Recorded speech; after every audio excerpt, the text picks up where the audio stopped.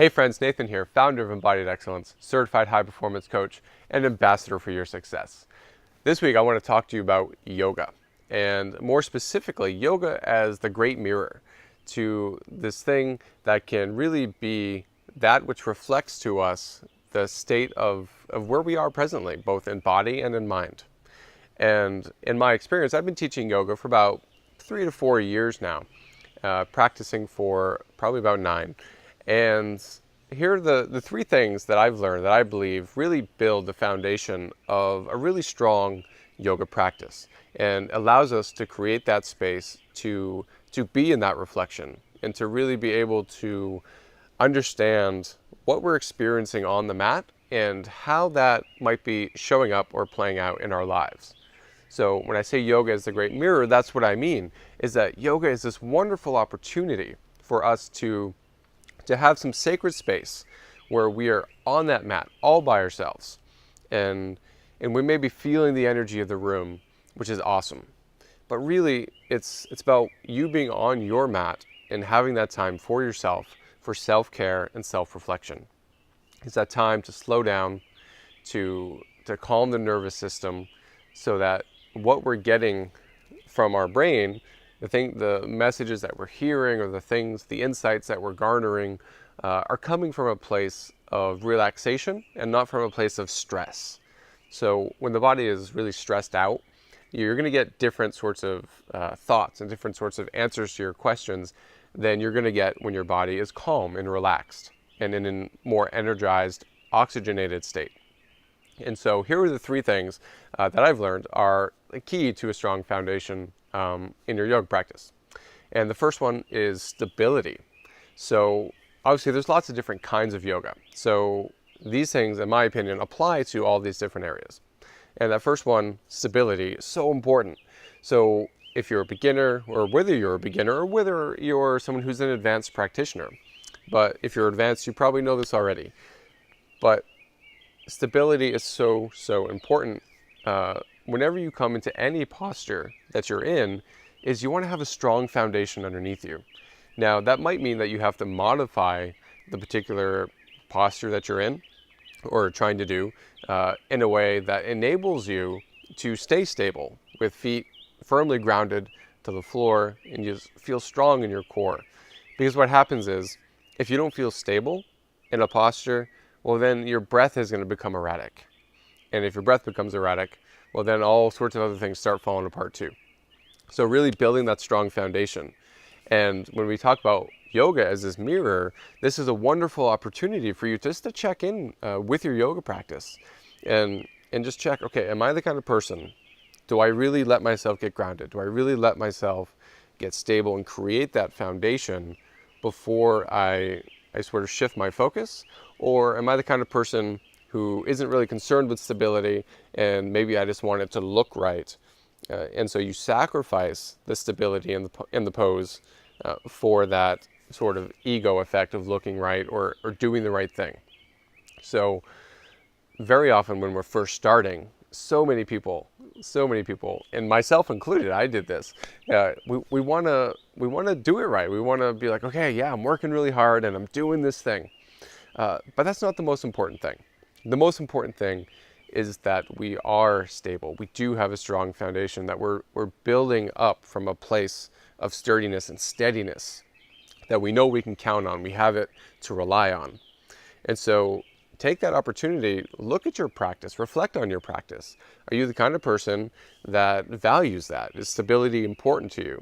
And if not, then just notice maybe where in your life are you not allowing or creating that stability for yourself. Okay, that second area is breath. So a lot of people come in and they're struggling so hard to try and do a posture, like that focus, when they're really focused. Sometimes when we get really focused, we stop breathing. Have you ever noticed that? That if you're focused on some task and all of a sudden you realize like, oh my God, I'm not even breathing. So that very often can happen in yoga. Or people are struggling so hard that their breath becomes, as I said before, erratic. And when the breath becomes erratic, that just makes the nervous system erratic. It creates stress in the body and not ease. So you're going to start to create cortisol and all those bad hormones that do bad stuff in your body. And so in your yoga practice, you really want to start to develop a nice even breath, even inhales, even exhales, diaphragmatic breathing. And this particular video isn't about proper breathing techniques so much. It's just to say it's important in your yoga practice that you maintain that deep, full diaphragmatic breath. Because as soon as that starts to get off, well, then your mind, as I said, your nervous system is going to start to get off, but then also your mind isn't going to be able to be as focused as well, because you're going to notice that you're struggling to breathe, and that's going to bring stuff up for you. And again, I know all this from experience, because when I first started, I was like a crazy person. I was like shaking. I was trying to do stuff because I said I wanted to do it right, and I'm just shaking, and it was a bad scene for me. And like my breath would just be all over the place. And it's so important that you have that steadiness, because that's what's going to help you create the focus. So before we move on, and that's the third area, is focus. But before we get to there, I just want to talk a little bit more about breath, because when we look at this, I want you also to notice that how you show up on your mat and how you're able to control and really be have that control over your breath. Are you able to bring that off the mat and then into your daily life? So when you find yourself in situations that feel tough or strenuous or hard, are you the kind of person who remembers to come back to your breath, to find more of an even, grounded center, and just find that rhythm that's going to relax you, that's going to relax the nervous system? When you approach situations that may involve conflict, do you take the time to do some deep breathing ahead of time, or even after the fact? So just notice, to the extent that you're willing to practice this and control your breath on your mat, how much are you doing that off the mat and in your life? Okay, so that third area is focus. So third key to a really awesome, steady yoga practice is focus. In our yoga practice, we have what we call the drishti, which just means focal point. And that is the area that we direct our eye gaze in any particular posture. Now, the thing that's so wonderful about this is that it gives us that one fixed point that our brain, it's like giving our brain permission to not have to do or think about anything else. It's just, I am looking at this one thing, and that's it.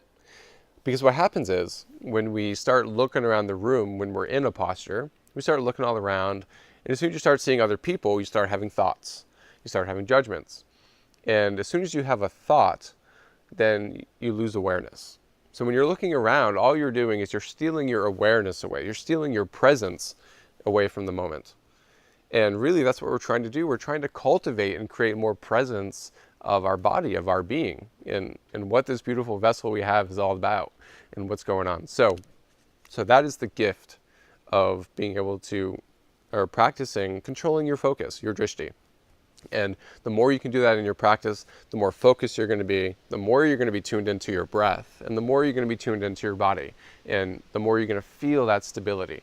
So all of these items really build on each other.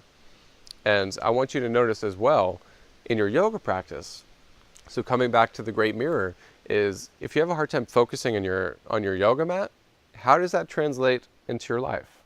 Do you notice you have a hard time focusing? And you can even break it down. If in your yoga practice it feels too easy, if you're in a posture that feels particularly easy just for your level and where you're at, is that when you tend to wander? Your eyes start to dart around because maybe you get bored? Is that what you do in life? When things seem too easy in life, do you start to let your eyes wander around? Do you start getting into other stuff? Do you get distracted?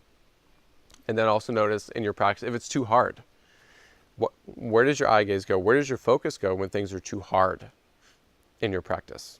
And then notice, how does that show up in life? When things get really hard in life, difficult situations, again, it could be conflict, maybe you're getting stressed out at work, whatever it is, where does your focus go? Are you able to stay focused on the problem at hand?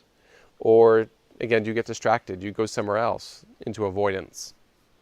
So, in this way, as we start to build and develop our yoga practice, it's not only great to build a solid and graceful and refreshing and relaxing yoga practice, but these things also extend off our mat into the world.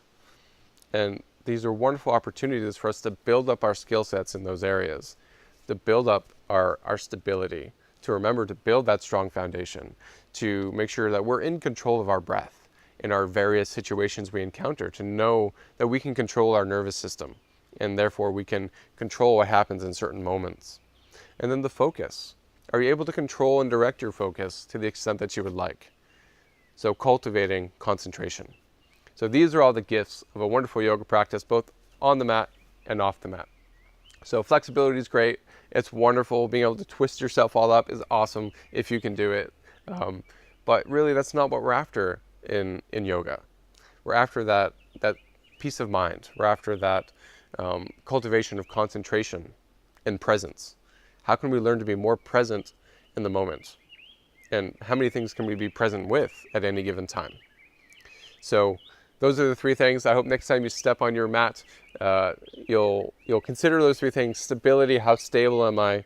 Your breath, do I have a nice even breath? Am I regulating? Am I calming my nervous system? And then focus. Are you able to keep, direct, and hold your focus in the way that you need to? And then off the mat, how are you able to do all those same things? How is that showing up in your life? Because again, our yoga practice, in my experience, is a wonderful reflection for how we're showing up in life. And to the extent that we're not showing up on our mat in those ways, I've found that we're not showing up in our life in those ways. So it's my hope for you that you'll take on this practice. If you don't practice yoga, then I just encourage you, I invite you to watch some DVDs.